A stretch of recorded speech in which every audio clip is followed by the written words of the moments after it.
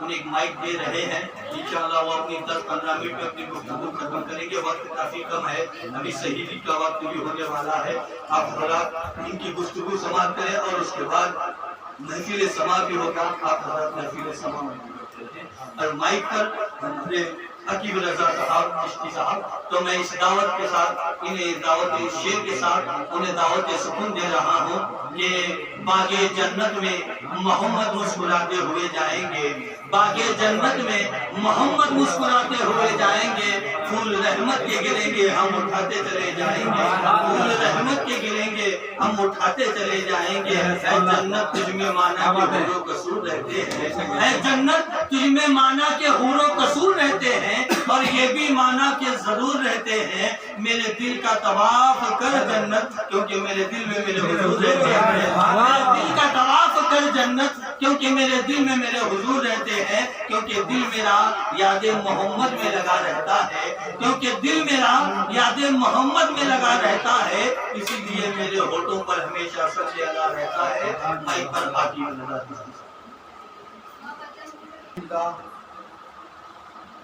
الحمدللہ رب العالمین والصلاة والسلام علی سید الانبیاء والمرسلین. اما بعد، اعوذ باللہ من الشیطان الرجیم، بسم اللہ الرحمن الرحیم. فقد قال اللہ تبارک و تعالی فی شان اولیاء کرام، الا ان اولیاء اللہ لا خوف علیہم ولا هم يحزنون. صدق اللہ العلی العظیم وبلغنا نبی امین المتین الکریم. ان اللہ وملائکتہ یصلون علی النبی یا ایہا الذین آمنوا صلوا علیہ وسلموا تسلیما. اللہم صلی علی سیدنا محمد وعلی آل محمد. صلاۃ و سلام علیک یا رسول اللہ صلی اللہ تعالی علیہ وسلم. عزیزان گرامی، مجھے آج کی شب شان اولیاء کرام کے عنوان پر گفتگو کرنے کا موقع ملا ہے. تو اسی گفتگو کے موقع پر میں نے قرآن کریم کی ایک آیت کریمہ کا ذکر کیا، الا ان اولیاء اللہ لا خوف علیہم ولا هم يحزنون، کہ بے شک اللہ کے ولیوں کو اللہ کے علاوہ کسی اور دوسرے غیر اللہ سے ڈر نہیں لگتا.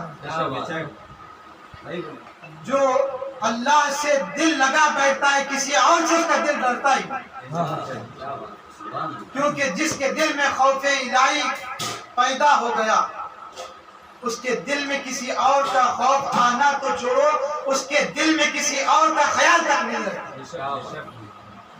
اور اس خدا کے عشق کے لیے کسی منزل پر جانا ہے تو راستہ طے کرنا ضروری ہے، کیونکہ منزل بغیر سفر کے کبھی ملتی نہیں.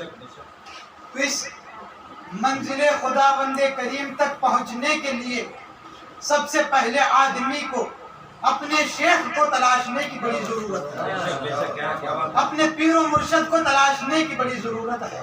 کیونکہ جس کا پیر کوئی نہیں ہوتا اس کا پیر جو ہے شیطان ہوتا ہے، اس کا ہاتھ شیطان کا.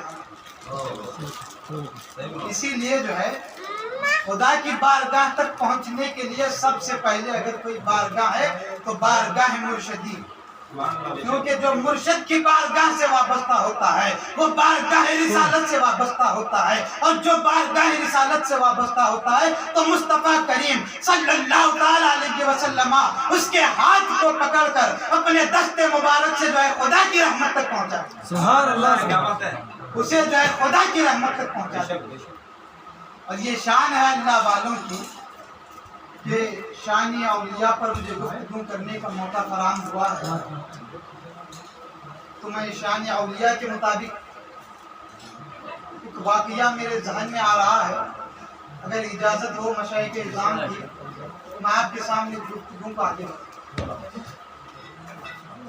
حضرت خواجہ بابا فرید گنج شکر رحمت اللہ تعالی علیہ آپ جو ہے ایک غار پر، ایک پہاڑ پر جو اللہ کی عبادت میں مصروف و معروف ہیں، اور اسی حالت میں آپ اللہ کا ذکر و اذکار کرتے ہیں، آپ کے پیچھے سے 3 نوجوانوں کی جماعت آتی ہے۔ وہ نوجوانوں کی جماعت چاہتی تھی کہ انہیں پتا تھا اس پہاڑ پر چڑھ کر کے اگر اس پہاڑ کے پیچھے اتر جائیں تو وہاں پر سونے کی کان موجود ہے، وہاں سے ہم جو ہے دولت کو جو ہے حاصل کر سکتے ہیں، وہاں سے دولت کو لے کر کے ہم دنیا میں امیر و کبیر شخص بن سکتے ہیں۔ اس امید کو لے کر، اس امید کو اپنے دل میں لے کر کے وہ نوجوانوں کی جماعت جو ہے، وہ نوجوان جو ہے اس راستے کو طے کر رہے ہیں۔ لیکن اللہ کا کرم دیکھیے، نہ جانے خدا کس موڑ پر لا کر کسی مرید کو اپنے پیر سے ملا دیتا ہے، یہ خدا ہی جانتا ہے۔ اس موڑ پر اپنے کسی مرید کو اس کے پیر تک خدا کس موڑ پر لاتا ہے، وہ خدا ہی جانتا ہے۔ خدا نے جو ہے ان تینوں نوجوانوں کی جماعت کو جو ہے اس بزرگوار کے سامنے لا کر کے کھڑا کر دیا، تو سورج نے اپنی شعاؤں کو سمیٹ کر، چاند نے اپنی چاندنی کو سامنے بیٹھو، سامنے ادھر سورج کی شعائیں جو ہے سمٹ گئی، اور جو ہے چاندنی تمام روئے زمین پر بکھر گئی۔ رات کا وہ سنہرا وقت آیا، ان نوجوانوں نے سوچا کہ کیوں نہ اس اللہ والے کے ساتھ ایک رات گزاری جائے، کیوں نہ اس اللہ والے کے ساتھ ایک رات گزاری جائے، کیونکہ رات کے وقت تو پہاڑ پر جنگلی علاقے میں وہاں پر اگر گھومتے گھامتے پھریں تو جنگلی جانوروں کا شکار بن جائے۔ اس خیال میں ان نوجوانوں نے اس بزرگ کے ساتھ ہو گیا، اس بزرگ کے ساتھ بیٹھ گئے۔ اب جب اللہ والے کے ساتھ بیٹھے ہیں تو اللہ کی باتیں ہوں گی، اللہ ہی کی نہیں بلکہ اللہ کے رسول کی باتیں ہوں گی، اللہ کے رسول کی نہیں، اللہ کے محبوب کی نہیں بلکہ اس کے محبوب کی باتیں ہوں گی، علی مرتضیٰ کی باتیں ہوں گی، ابو بکر صدیق کی باتیں ہوں گی، عمر و عثمان کی باتیں ہوں گی، امام حسنین کریمین رضی اللہ عنہ کی باتیں ہوں گی۔ اور یہ وہ باتیں ہیں کہ جب کسی اہل طریق کے پاس آدمی بیٹھ جائے تو وقت گزرتا چلا جائے لیکن آدمی وہاں سے اٹھنے کے لیے تیار نہ۔ واہ سبحان اللہ، یہ اللہ والوں کی شان ہے، یہ اللہ والوں کی شان ہے۔ اب اس اللہ والے کا جادو ان میں سے ایک نوجوان پر ایسا چلا، مجھے اپنے ہی رنگ میں رنگ دو صابر۔ انہوں نے جو ہے اپنے رنگ میں ایک نوجوان کو ایسے رنگ لیا، اپنے چشتیہ رنگ میں ایسے اس نوجوان کو ڈھال لیا، اپنے سانچے میں اس طرح سے ڈھال لیا کہ صبح ہوئی تو نوجوانوں کے دل میں خیال آیا کیوں نہ ہم آگے کا راستہ طے کریں۔ ان دونوں نے کہا بھائی چلو اب آگے کا راستہ، اب آگے کا سفر ہم طے کرتے ہیں۔ لیکن وہ نوجوان کی ادا پر قربان جائے، اس نے کہا یار میرا دل ہی نہیں مانتا کہ میں اس بزرگ کو چھوڑ کر کہیں اور چلا، اس بزرگ کو چھوڑ کر کے میں اور کہیں چلا جاؤں، میرا دل گواہی نہیں دے رہا۔ اگر تمہیں جانا ہے تو تم چلے جاؤ، میں اسی درویش کے پاس بیٹھا ہوں، اس اللہ والے کی بارگاہ میں بیٹھا رہوں گا، کیونکہ اس کی بارگاہ میں بیٹھتا ہوں تو دلی سکون ملتا ہے، روح کو چین ملتا ہے۔ اللہ والوں کی بارگاہ ہی وہ بارگاہ ہوتی ہے کہ جب تک حیات میں ہو تو مریدوں پر فیضان جاری کرتے ہیں، لیکن پردہ فرما لیتے ہیں تو تمام عالمین پر فیض جاری کرتے ہیں۔ یہ اللہ والوں کی شان۔ اب جو ہے اس نوجوان نے کہا تمہیں جانا ہے تو تم چلے جاؤ، میرا دل نہیں مانتا کہ میں اسے چھوڑ کر آگے جاؤں۔ ان دونوں نوجوانوں کے دل پر جو ہے شیطان غالب ہو چکا تھا، وہ دنیا کی محبت میں اندھے ہو چکے تھے۔ وہ دونوں جو ہے آگے کا سفر طے کرتے ہیں، آگے کی منزل کے لیے روانہ ہوتے ہیں، لیکن یہ نوجوان مسلسل اسی بارگاہ میں بیٹھا رہا، اس ولی اللہ کی بارگاہ میں بیٹھا رہا۔ لیکن وقت یوں بھی آتا ہے کہ جب وہ واپس ہوتے ہیں، جب ان کی واپسی ہوتی ہے تو ڈھیروں دولت کے ڈھیر لے کر کے واپس آئے ہیں۔ جب انسان کو خدا نے بنایا، جب سجدہ ادا کرنے کے لیے خدا نے کہا تو شیطان نے اس وقت مہلت مانگی تھی کہ مولا میرے لیے اس کے دل میں تھوڑی سی جگہ دے دے، کل قیامت تلک کے میں نسل انسانی کو گمراہیوں کی ترغیب دلاتا ہوں۔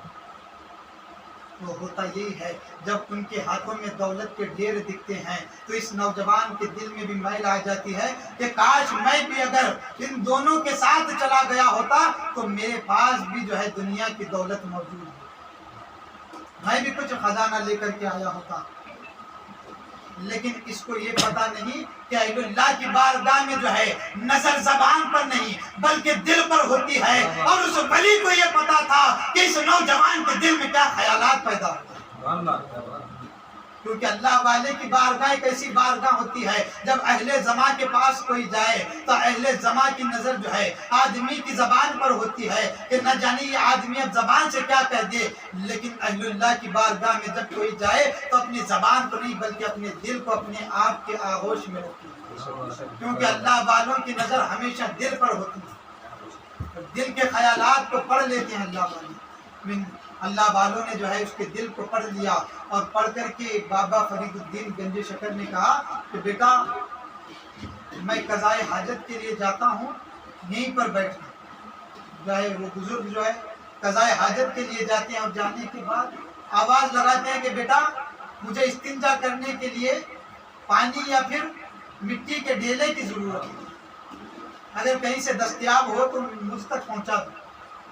اب یہ نوجوان پانی تلاشتا ہے، کہیں پانی ملنے کے لیے تیار نہیں، مٹی کے ڈھیلے تلاشتا ہے، مٹی اگر مٹی کے ڈھیلے بھی پکڑ لیتا ہے تو سونا بن جاتا ہے، مٹی کے ڈھیلے بھی اگر پکڑ رہا ہے تو سونا بن جاتا ہے، مٹی کو چھوڑ کر کے پتھر اٹھا لیتا ہے، پتھر بھی سونا بن گیا، اسے بھی پھینک دیتا ہے۔ اس الجھن کو دیکھ کر کے جو ہے گنج شکر داتا رحمت اللہ علیہ ارشاد فرماتے ہیں، ارے بیٹا میں نے تجھ سے کہہ کر اتنا وقت ہو گیا لیکن تجھے کچھ ملتا کیوں نہیں؟ کہتا ہے بابا ملتا تو بہت کچھ ہے، لیکن جب بھی جس چیز پہ ہاتھ لگا دیتا ہوں وہ سونا بن جاتی ہے، اور وہ سونا میرے کس کام کا، جبکہ آپ کے استنجے کے لیے مٹی کی ضرورت ہے، واہ واہ سبحان اللہ۔ آپ کے استنجے کے لیے مٹی کی ضرورت ہے۔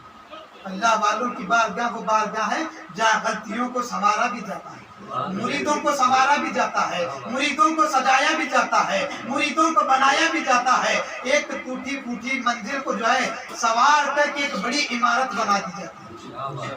یہ اہل اللہ کی بارگاہ ہوتی ہے، وہاں پر وہ بارگاہ میں یہ ہوتا ہے کہ اگر کوئی کچرا بھی آ جائے تو اس کچرے کو جھٹک کر سونا بنا دیا۔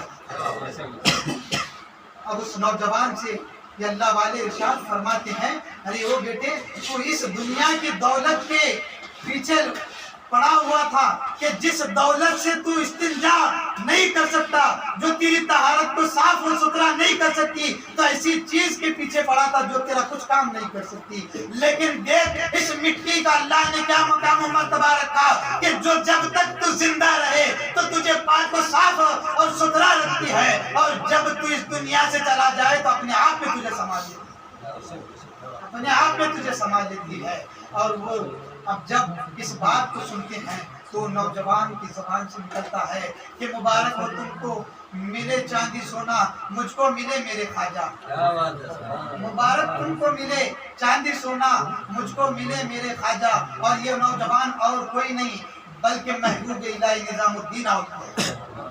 جب گنج شکر کی بارگاہ میں کوئی نوجوان چلا جاتا ہے تو محبوب الہی نظام الدین اولیاء بن کر کے واپس باہر جاتا ہے۔